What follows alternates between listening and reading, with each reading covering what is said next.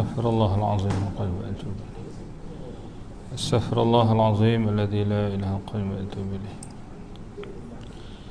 إلى حضرة النبي المصطفى رسول الله صلى الله عليه وسلم، ثم إلى أرواح أزواجه وذرياته وأصحابه والتابعين تابعين لهم بإحسان إلى يوم الدين، ثم إلى أرواح والدينا ومشايخنا ولأصحاب الحقوق علينا ولجميع المؤمنين والمؤمنات والمسلمين والمسلمات. شيء لله لهم الفاتحة. أعوذ بالله من الشيطان الرجيم. بسم الله الرحمن الرحيم. الحمد لله رب العالمين الرحمن الرحيم مالك يوم الدين. إياك نعبد وإياك نستعين. اهدنا الصراط المستقيم صراط الذين أنعمت عليهم غير المغضوب عليهم ولا الضالين.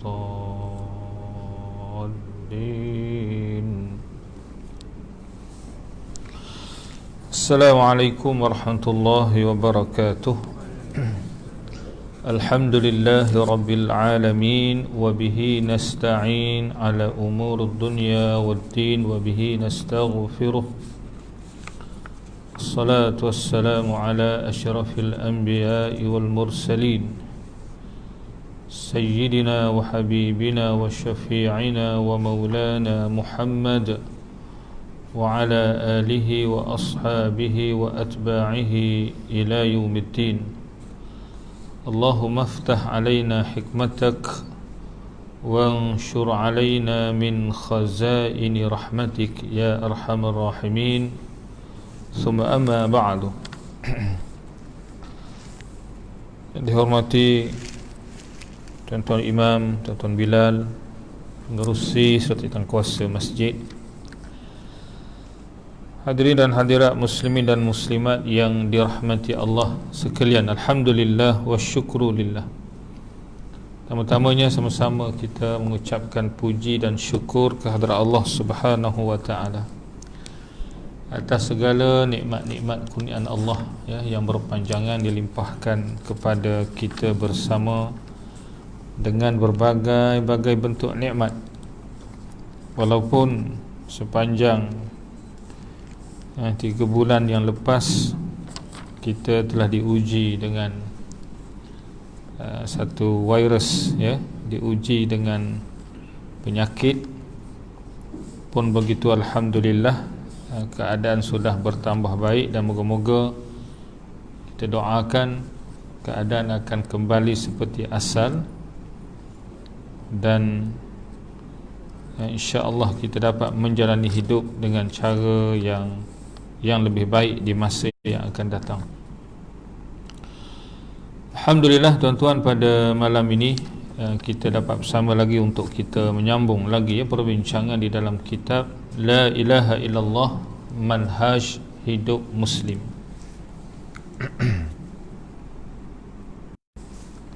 Yang terakhir kita telah selesai membincangkan tajuk dalam bab yang ke-12 ya, itulah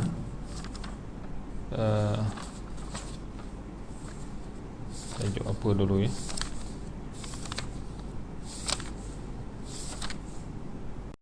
itulah tajuk kepada tajuk buku ini, ialah La ilaha illallah manhaj hidup muslim. Malam ni kita akan sambung dalam bab yang ke-13 daripada buku ini, iaitulah rupa bangsa muslim dan akidahnya ya, rupa bangsa muslim dan akidahnya.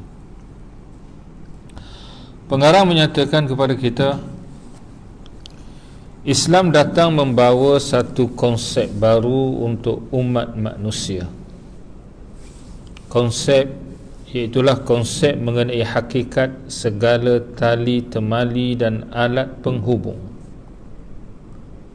Serentak dengan itu, Islam juga membawa satu konsep baru mengenai hakikat nilai-nilai dan hakikat dari manakah nilai-nilai itu perlu ditatang terima.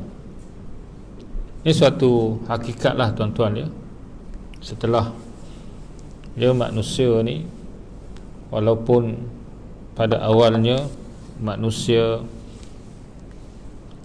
iaitulah dengan penciptaan Nabi Adam alaihissalam, Adam dan keturunannya pada awalnya adalah manusia yang beriman kepada Allah Subhanahu wa taala. Namun kemudiannya ya, manusia ini dia menyeleweng daripada agama Allah, lalu mereka menjadi penyembah syaitan, penyembah nafsu dan seumpamanya. Dan begitulah keadaan manusia itu berkembang. Allah Ta'ala mengutuskan Nabi-Nabi dan Rasul-Rasul, menurunkan kitab-kitab suci yang datang daripada sisi Allah. Dan akhirnya kalau kita melihat apa yang ada di kalangan manusia ni, ada manusia yang beriman dan ada manusia yang tidak beriman. Yang tak beriman tu satu cerita lah, selesai. Orang yang mengaku beriman itu sendiri pun kita melihat ada macam-macam ragamnya pula. Ya, ada macam-macam kecenderungan, ada macam-macam konsep dan juga nilai-nilai yang dipegang, yang kita kata yang diimani oleh mereka dalam kehidupan ini. Maka sebenarnya Islam ini adalah satu agama yang bukan setakat agama yang berkait dengan, kita kata, yang berkait dengan masalah ketuhanan, kepercayaan kepada kewujudan Allah, tetapi Islam juga adalah manhajul hayah, adalah sistem hidup. Sistem hidup yang diletakkan asasnya oleh Allah Subhanahu wa taala sendiri, yang kemudiannya telah ditunjukkan bagaimana cara penghayatannya, pelaksanaannya oleh baginda Nabi kita Muhammad sallallahu alaihi wasallam. Jadi itulah yang disebut tadi, bahawa Islam ni datang membawa konsep baru untuk umat manusia. Setelah manusia ini jauh daripada Islam, jauh dari syariat Allah, maka manusia perlu memahami hakikat ini. Begitu juga mereka juga perlu memahami bahawa dari manakah nilai-nilai itu perlu ditatang terima, yakni diambil dan diterima untuk, kita kata, untuk dihayati di dalam kehidupan mereka di dunia ini. Islam datang untuk membawa umat manusia kembali ke pangkuan Tuhannya, juga untuk menjadikan kuasa Tuhan itu sebagai kuasa yang tunggal, tempat manusia mencedok dan mendapatkan nilai-nilai. Ya, Islam ni nak bawa kita ni balik kepada Allah, ya, dan juga meletakkan sebagaimana yang kita ucapkan, la ilaha illallah, tiada Tuhan yang berhak disembah dengan sebenar-benarnya melainkan Allah. Maka kita nak memahami, ataupun kita naklah balik menjadikan kuasa Allah itulah kuasa yang tunggal untuk manusia ini mencedok dan mendapatkan nilai-nilai di dalam kehidupan mereka. Seperti mana juga manusia itu beroleh wujud dan hidup dirinya, juga tempat manusia kembali, seperti juga dari iradahnya manusia merangkak keluar ke dunia dan kepangkuannya manusia menyusur kembali. Ya, sebagaimana tuan-tuan kita ni orang Islam, orang yang beriman ni, kita percaya bahawa kita ni, wujud kita ini adalah dengan kehendak Allah Subhanahu wa taala. Ditakdirkan wujud kita ini oleh Allah Subhanahu wa taala. Ini kita semua percaya. Ya. Begitu juga kita juga meyakini bahawa kelak kita akan mati dan kita akan balik kepada Allah. Afahasibtum annama khalaqnakum abathan wa annakum ilaina la turja'un. Apakah kamu menyangka kami menciptakan kamu sia-sia, main-main sahaja, dan kamu tidak akan dikembalikan kepada kami, yakni untuk dihisab. Maksudnya kita ni akan balik kepada Allah. Kemudian kita juga beriman kita ni akan dibangkitkan semula pada hari kiamat. Kalau itu semua tentang kita kata hakikat permulaan kewujudan kita, punca kewujudan kita adalah daripada Allah, ya. Kemudian kita akan dimatikan. Mati kita tadi juga adalah suatu ajal. Kullu nafsin dha'iqatul maut, suatu ajal, masa yang telah ditentukan oleh Allah Subhanahu wa taala. Dan kita juga percaya bahawa kita akan dibangkitkan kemudian dihisab. Jadi sebagaimana kita meyakini dan mempercayai, maka begitulah kita hendaklah kembali ataupun hendaklah benar-benar meyakini bahawa hanya kepada Allah lah, ataupun daripada syariat yang datang daripada Allah lah yang perlu kita kembali untuk mendapatkan nilai-nilai, asas-asas dalam kehidupan kita di dunia ini. Jadi kalaulah dalam hidup ni tuan-tuan kita buat sesuka hati kita, bagaimana nanti keadaan kita bila kita ni dibangkitkan berdiri di hadapan Allah, di mahkamah Allah? Tak. Sedangkan dalam Quran dah dinyatakan dalam banyak ayat tentang tugas dan tanggungjawab kita ni sebagai khalifah Allah di atas muka bumi ni, ya. Kemudian pengarang menyatakan Islam datang untuk menetapkan bahawa di sana hanya satu sahaja tali dan alat penghubung yang menghubungkan manusia dengan Tuhan, ya. Penghubung tu apa dia? Iaitulah iman kita kepada Allah. Penghubung itu dinamakan sebagai tali Islam, ya, tali Islam ataupun tali iman. Jadi kalau kita ini tidak berhubung dengan Allah melalui iman yang sebenar-benarnya, sebagaimana yang telah kita bincang dalam tajuk-tajuk yang panjang lebar sebelum ini dah bincang panjang dah tentang apa erti dia ini bergelar seorang Muslim, ya. Bila sahaja tali itu reput dan putus, maka tiadalah lagi tali yang lain. Tapi bila tali itu tuan-tuan reput, kita biarkan dia mereput, maknanya kita tak pegang betul-betul, tidak menjaganya, tidak memeliharanya, lalu dia akan reput, dia akan putus, maka akan terputuslah hubungan kita dengan Allah Subhanahu wa ta'ala.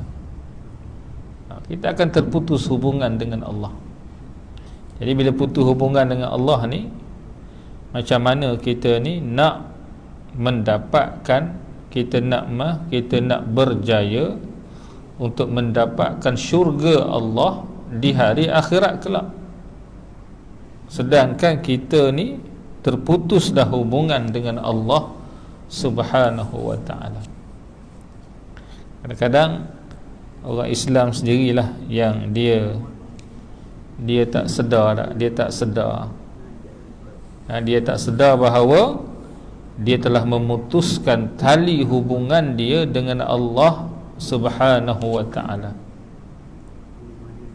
Sebab bila sebut Islam ni tuan-tuan, dia bukan setakat mengucap dua kalimah syahadah, dia bukan setakat sembahyang 5 waktu, bukan setakat tunai haji, bukan setakat kita kata bayar zakat dan seumpamanya. Bukan itu sahaja, tetapi Islam ni dia merangkumi seluruh aspek kehidupan kita, ya. Islam dengan makna mereka itu adalah orang-orang yang menyerahkan dirinya kepada Allah, serah diri pada Allah.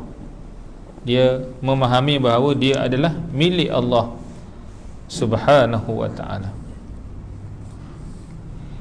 Baik, firman Allah Ta'ala, a'udzu billahi minasyaitonir rajim, la tajidu qauman yu'minuna billahi wal yawmil akhir yuwadduna man hadda Allah wa rasulahu walau kanu aba'ahum aw abna'ahum aw ikhwanahum aw ashiratahum. Yang bermaksud, kamu tidak akan mendapati sesuatu kaum yang beriman kepada Allah dan hari akhirat saling berkasih sayang dengan orang-orang yang menentang Allah dan Rasulnya, sekalipun orang-orang itu ibu bapa atau anak-anak atau saudara mara ataupun keluarga mereka. Tengok, di sini kita dah bincang sebenarnya, ayat ini telah disebut dulu bagaimana ya, manusia yang beriman itu dia akan mendahulukan Allah dan Rasulnya daripada segala-galanya. Dia akan mendahulukan hubungannya dengan Allah dan Rasulnya daripada hubungannya dengan sesama manusia.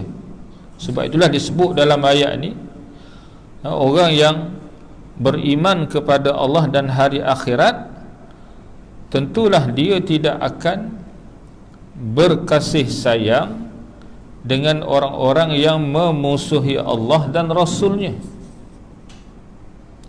sekalipun orang tersebut adalah ibu bapa dia sendiri, anak-anak dia sendiri, ahli keluarganya sendiri. Kerana dia memahami bahawa ikatannya dengan Allah itu adalah segala-galanya. Ikatannya dengan Allah itulah yang menjamin kejayaan dia dunia dan akhirat.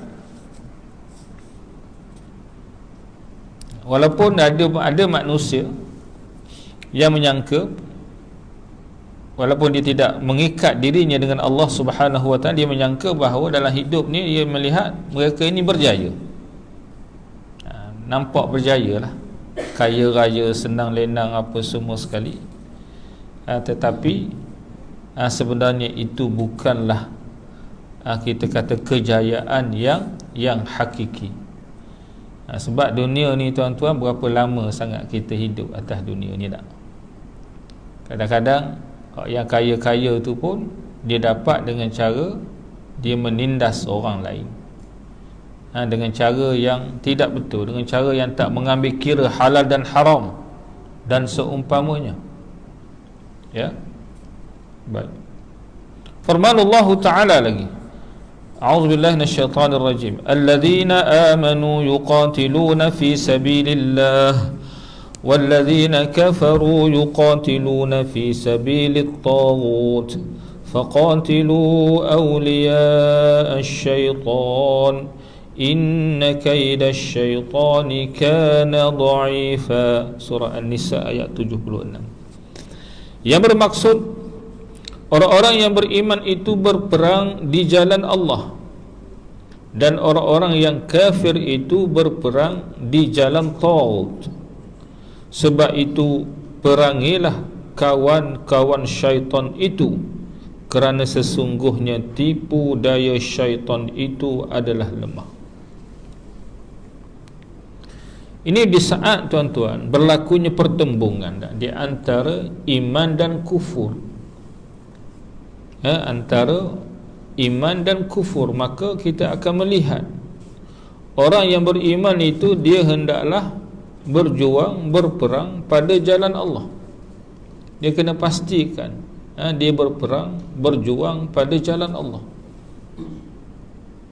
Manakala kita akan melihat orang-orang yang berjuang pada jalan taghut itu, Allah Ta'ala menyifatkan itulah orang-orang yang kafir. Jalan taghut, taghut ni artinya apa? Yang melampaui batas, yang menyeleweng.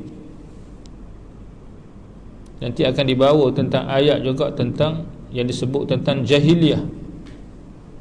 Taghut jahiliyah ni adik-beradik lah, Adik-beradik semak sepak tak? Tauruk dengan jahiliah ni. Yang tauruk itulah jahiliah, yang jahiliah tu pun tauruk. Ya. Baik. Sebab itu Allah Ta'ala sebut faqatilu awliya asyaitan, perangilah kawan-kawan syaitan, penolong-penolong kepada syaitan. Orang yang berjuang atas dasar tauruk ini, mereka adalah penolong kepada syaitan. Sebab syaitanlah punca yang pertama-tamanya adalah syaitanlah yang menyesatkan manusia. Ya. Punca yang pertama-tamanya syaitanlah yang menyesatkan manusia daripada jalan Allah. Jangan sekali-kali manusia ni, kita ni menyangka syaitan ini akan ajak kita, akan bawa kita, akan pimpin kita ke jalan yang benar. Sebab syaitan ini tak kala, kalau kita ingat balik baca dalam Al-Quran, bagaimana apabila Allah Ta'ala memerintahkan Iblis yang merupakan ketua lah, kepala kepada syaitan ini, supaya sujud hormat kepada Nabi Adam alaihi salam. Aba wastakbara, kata Allah. Dia enggan dan dia takabbur, dia rasa dia lebih hebat, dia lebih mulia daripada Adam. Lalu dia enggan sujud. Wa kana minal kafirin, maka dia tergolong dari kalangan hamba-hamba Allah yang kafir. Ini syaitan. Lalu syaitan telah dilaknat oleh Allah sehinggalah ke hari kiamat. Yang dilaknat oleh Allah. Tapi syaitan ni, dia minta izin dengan Allah untuk menyesatkan anak cucu Nabi Adam alaihi salam, dan Allah Ta'ala benarkan, silakan. Sebab kata Allah, engkau tidak akan mampu menyesatkan hamba-hambaku yang beriman, ataupun hamba-hambaku yang ikhlas, yang beriman. Disitulah tuan-tuan, kalau kita ni betul-betul beriman, syaitan tidak akan mampu menyesatkan kita. Tapi kalau kita ni, iman kita ni lemah, iman kita lemah, bukan tak ada iman langsung, iman lemah tuan-tuan, maka syaitan akan berjaya menyesatkan kita. Kadang-kadang syaitan menyesatkan kita ni tuan-tuan, bukanlah sampai memalingkan kita ni jadi murtad. Ada dalam sehari-hari hidup kita ni pun syaitan pun berjaya tuan-tuan, tak menjatuhkan kita, mengajak kita kepada maksiat. Maksiat mata, maksiat mulut, maksiat jari. Maksiat jari pun ada sekarang tak? Tekan tu hantar tak? Ya, maksiat macam-macam. Syaitan. Sebab tu Allah Ta'ala sebut, Allah Ta'ala sebut tadi bahawa faqatilu awliya asyaitan. Jadi kita ni kena faham, tauruk ni adalah penolong-penolong syaitan. Mereka adalah, kalau dalam ayat yang lain Allah Ta'ala menyifatkan mereka adalah menjadi penyembah kepada syaitan. Ikut syaitan dikira sembah syaitan. Sebab tu kita kena kenal, kena tahu mana satu perkara yang datangnya daripada syaitan dan mana satu yang datangnya daripada Allah Subhanahu wa ta'ala. Hari ni orang Islam sendiri pun walaupun diberitahu ni hak datang daripada Allah ni, tak, ni hukum syariat datang daripada Allah ni, ni dalam Quran begini, dalam hadis yang sahihnya begini, begitu begini, itu pun susah juga nak terima. Macam-macam alasan begitu dan begini. Dah dia ambil hak siapa tu? Dia ambil hak yang dicipta oleh awliya asyaitan, oleh penolong-penolong, kawan-kawan syaitan. Dia ambil yang tu dalam banyak urusan hidup, dalam banyak urusan hidup. Sehingga kita lihat tu ada orang yang ialah yang mengaku, orang-orang yang yang Islam sendiri tuan-tuan, dia menyamakan kilan arak dengan mahak tahfiz tak? Dia boleh samakan. Bahayanya kesan bahaya arak tu, dia kata kalau nak tutup kilan arak, tutup juga pusat-pusat tahfiz. Oi, bahaya pusat tahfiz ni tuan-tuan, boleh jadi mabuk atau langgar orang merata tak? Pelik ya.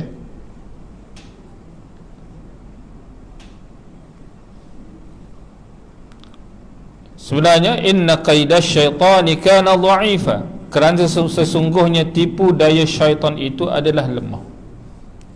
Ya, kalau kita ni pegang teguh dengan tali Allah, betul-betul bergantung harap sepenuhnya kepada Allah Subhanahu wa taala, syaitan akan lemah.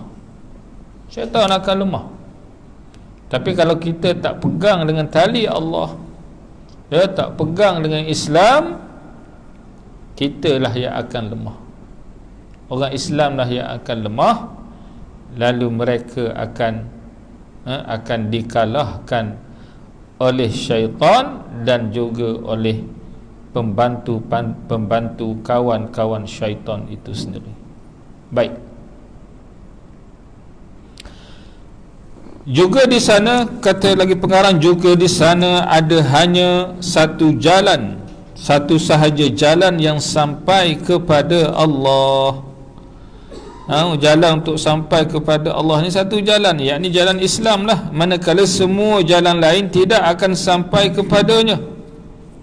Firman Allah Ta'ala, wa anna hadha sirati mustaqiman fattabi'uh ولا تتبعوا السبل فتفرق بكم عن سبيله ذلكم وصاكم به لعلكم تتقون. Surah Al-An'am ayat 153, yang bermaksud, dan bahawa yang kami perintahkan ini adalah jalanku yang lurus, fattabi'uh, maka ikutilah dia.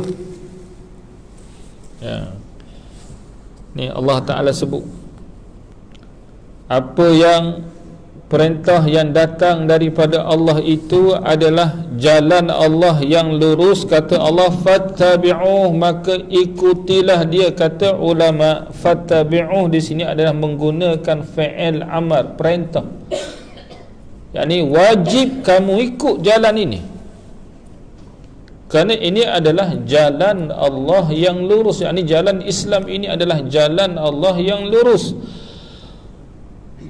Lalu Allah Ta'ala kata, maka dan janganlah kamu mengikuti jalan-jalan yang lain,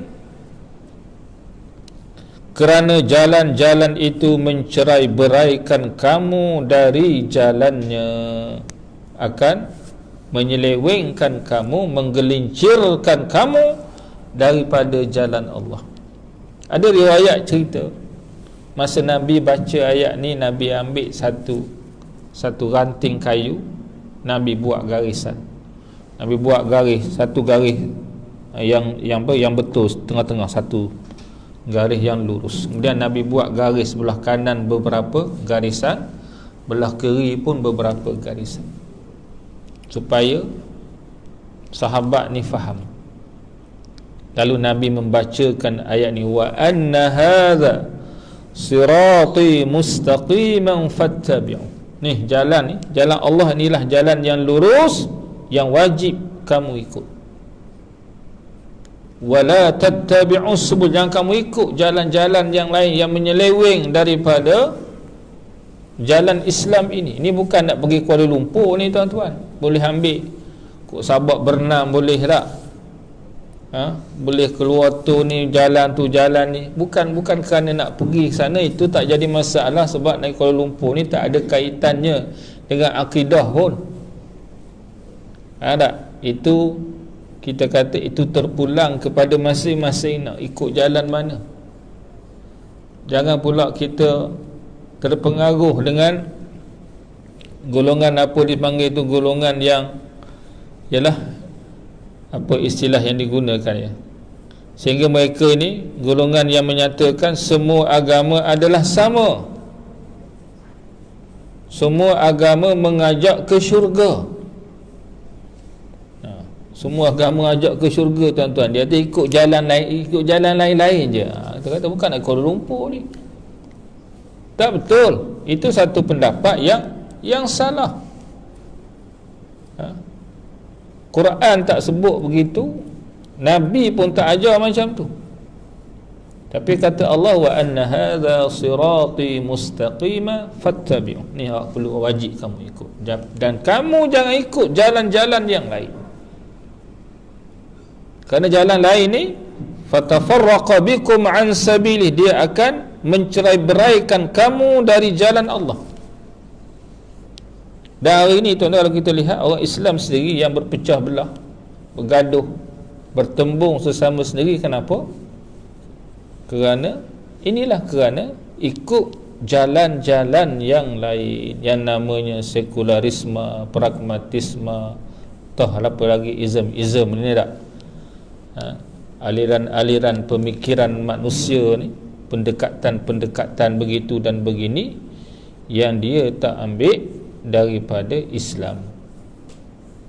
Dia mengenepikan, kita kata, ajaran Islam, dia ambil buah fikiran daripada manusia lain. Maka yang berlaku fatafarraqa bikum an sabili, cerai-berai, menyeleweng, tergelincir daripada jalan Allah.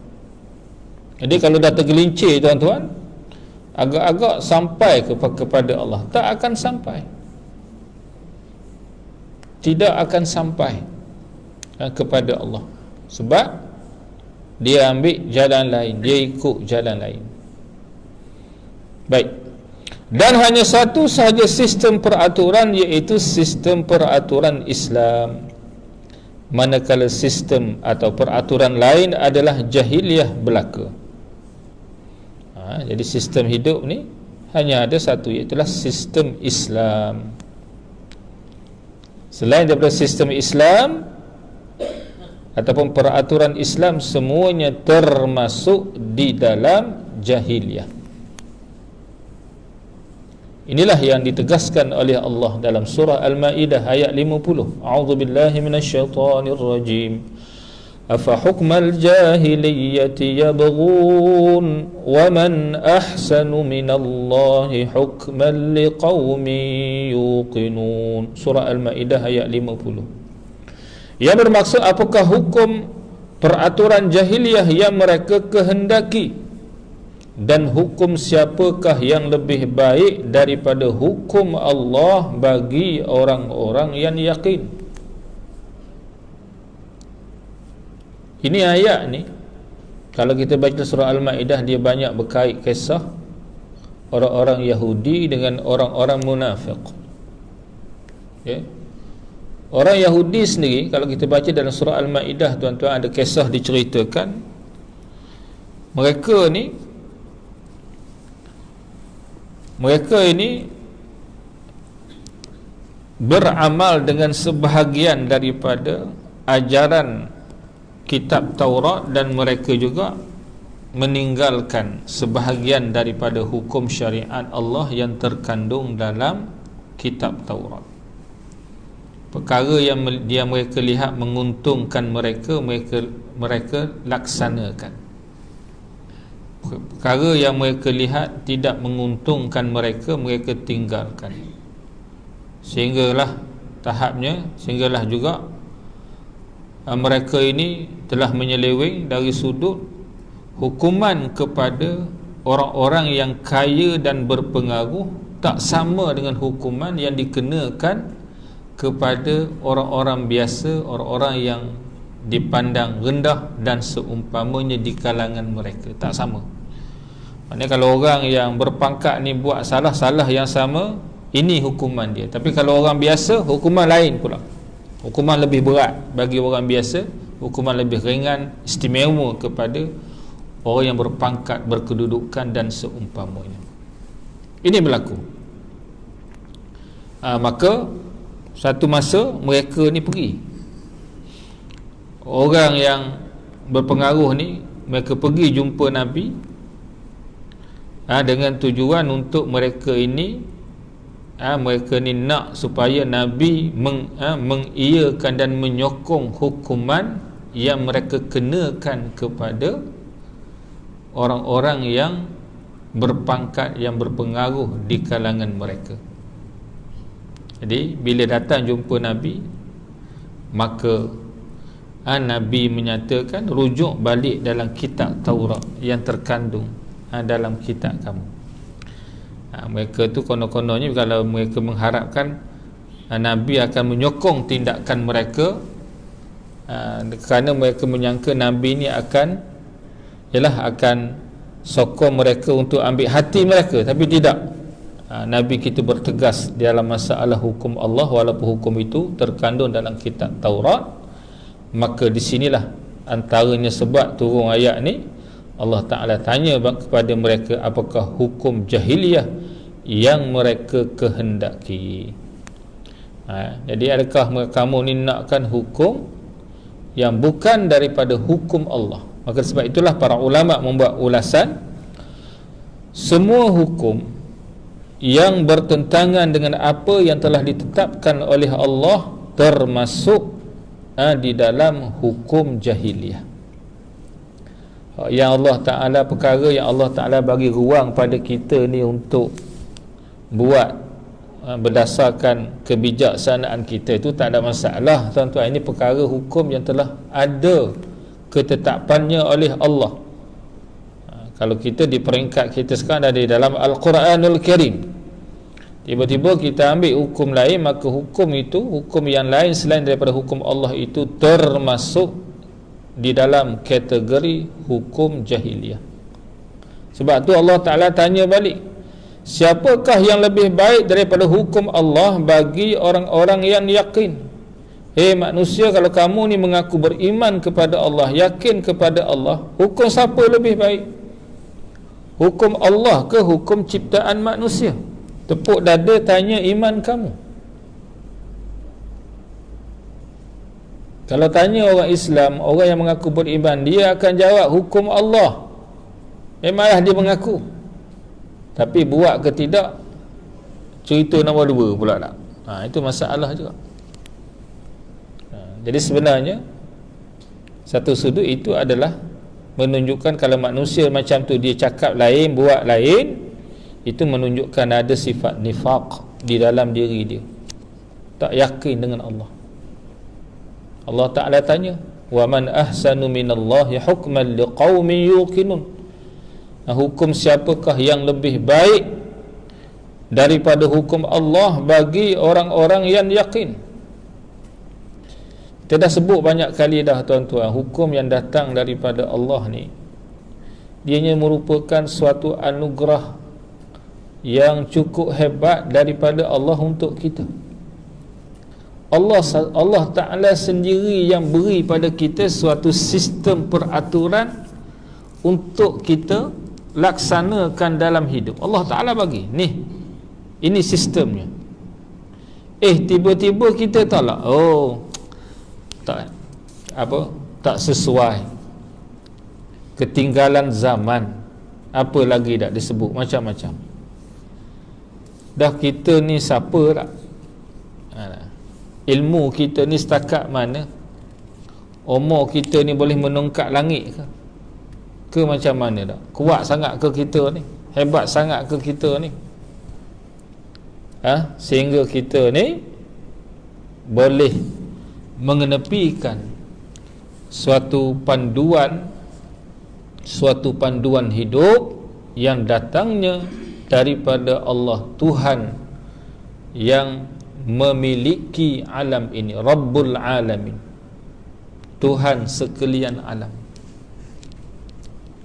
Jadi akhirnya, tuan-tuan, kalau kita faham hakikat ni, siapa yang rugi? Kitalah yang rugi. Kitalah yang rugi. Sebab apa? Sebab kita ni duk habis masa, habis tenaga, habis itu, habis ni, duk fikir cara kaedah nak mengatur urusan hidup, sedangkan aturan itu sudah ada datangnya daripada Allah Subhanahu wa ta'ala, yang mana Allah yang bersifat dengan segala sifat kesempurnaan, tentulah sistem yang datang daripada Allah itulah merupakan sistem yang paling sempurna dan yang paling sesuai kepada manusia itu sendiri. Ada tepuk dada tanya iman. Baik, juga ada satu sahaja syariat dan undang-undang, iaitu syariat dan undang-undang Allah. Di sistem peraturan syariat dan undang-undang lebih kuranglah tuan-tuan. Manakala syariat dan undang-undang yang lain adalah berlandaskan hawa nafsu belaka. Kadang-kadang disebut sebagai jahiliyah, disebut sebagai jalan tauhid, disebut sebagai berlandaskan hawa nafsu.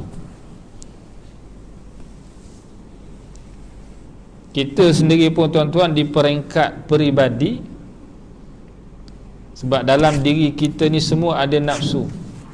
Tak? Kadang-kadang kita tahu ini perintah Allah dan ini kehendak nafsu kita yang bertentangan dengan perintah Allah. Jadi kalau kita tak ikut yang Allah Ta'ala perintah, maksudnya apa? Kita ikut hawa nafsu kita sendiri. Begitu. Itu di peringkat peribadi. Begitulah juga di peringkat masyarakat, di peringkat negara dan semua sekali. Kalau tak ikut syariat dan undang-undang Allah, maka syariat ataupun undang-undang itu adalah mungkin ianya adalah daripada hawa nafsu manusia sendiri. Ada manusia ni tuan-tuan, nafsunya antaranya memanglah dia nak jaga kepentingan diri dia sendiri tak? Dia nakkan kesenangan hidup, kepentingan diri begitu dan begini, maka kita akan lihat undang-undang yang dibuat tu yang akan menguntungkan diri dia, yang akan memenuhi kehendak hawa nafsu dia dan seumpamanya. Firman Allah Ta'ala dalam surah Al-Jathiyah ayat 18, A'udzubillahi minasyaitonirrajim, thumma ja'alnaka ala syari'atin minal amri fattabi'ha wa la tattabi' ahwa'al ladina la ya'lamun. Kemudian kami jadikan kamu berada di atas satu syariat, yakni undang-undang tentang urusan itu, yakni tentang urusan agama.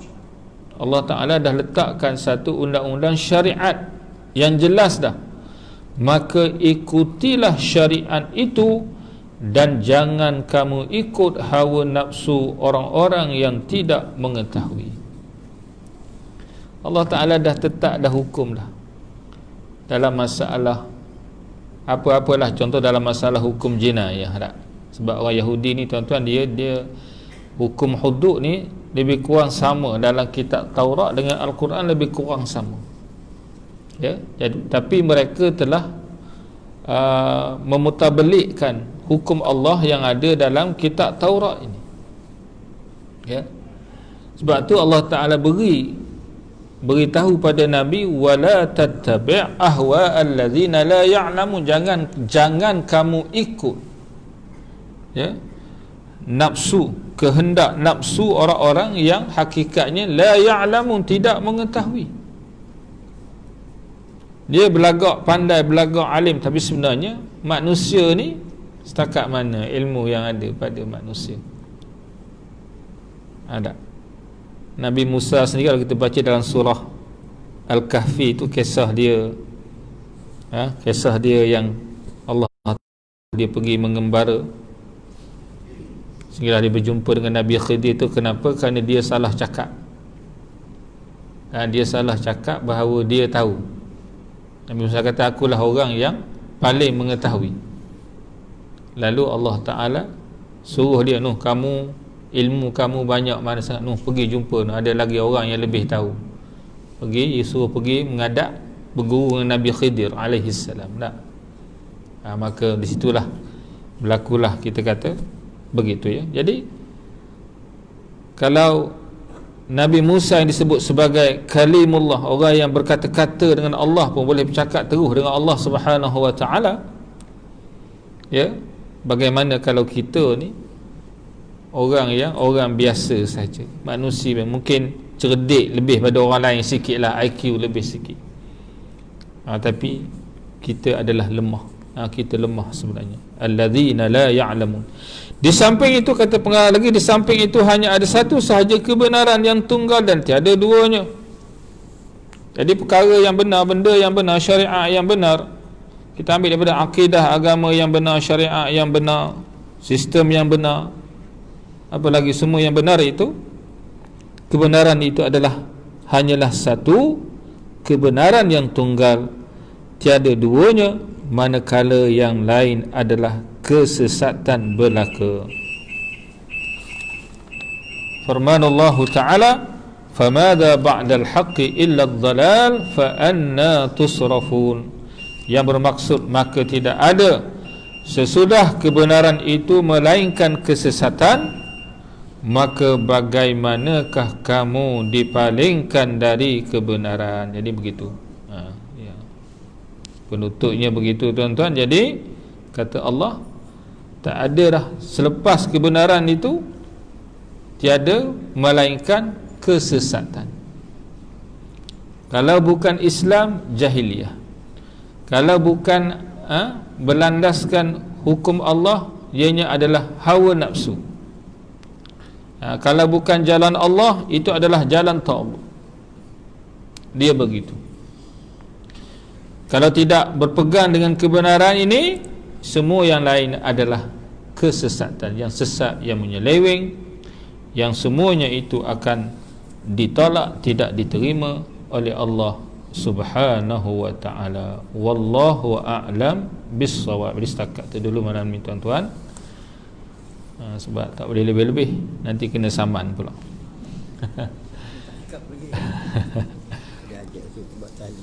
Okey, tadi ringkas harap.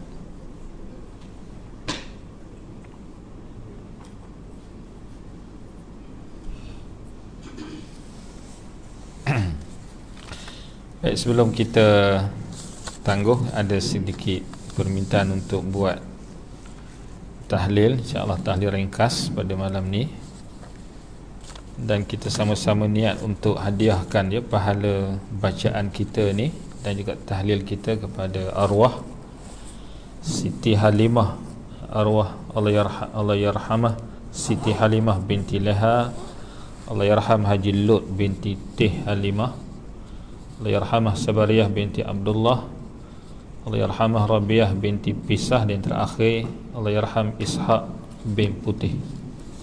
Ila hadratin Nabi Mustafa Rasulullah sallallahu alaihi wasallam, samil arwahi abaihi wa ikhwani min al-anbiya'i wal mursalin, samil arwahi azwajihi wa zurriyyatihi wa ashabihi wa tabi'in wa tabi'in tabi'ina lahum bi ihsanin ila yaumiddin, thumma ila arwahi walidina wa masyayikhina wa li ashabil huquqi alaina wa li jami'il mu'minina wal mu'minat wal muslimin wal muslimat wa ala hadhihi niyyati at-tayyibah lillahi lahumul Fatihah.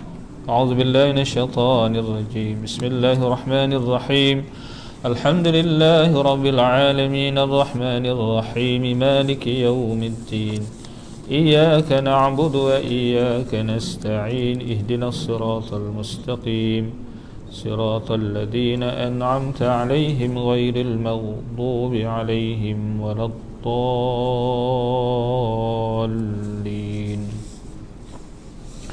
بسم الله الرحمن الرحيم. قل هو الله أحد الله الصمد لم يلد ولم يولد ولم يكن له كفوا أحد. بسم الله الرحمن الرحيم. قل هو الله أحد الله الصمد لم يلد ولم يولد ولم يكن له كفوا أحد. بسم الله الرحمن الرحيم. قل هو الله أحد الله الصمد لم يلد ولم يولد ولم يكن له كفوا أحد. لا إله إلا الله والله أكبر. بسم الله الرحمن الرحيم. قل أعوذ برب الفلق من شر ما خلق ومن شر غاسق إذا وقب ومن شر النفاثات في العقد ومن شر حاسد إذا حسد.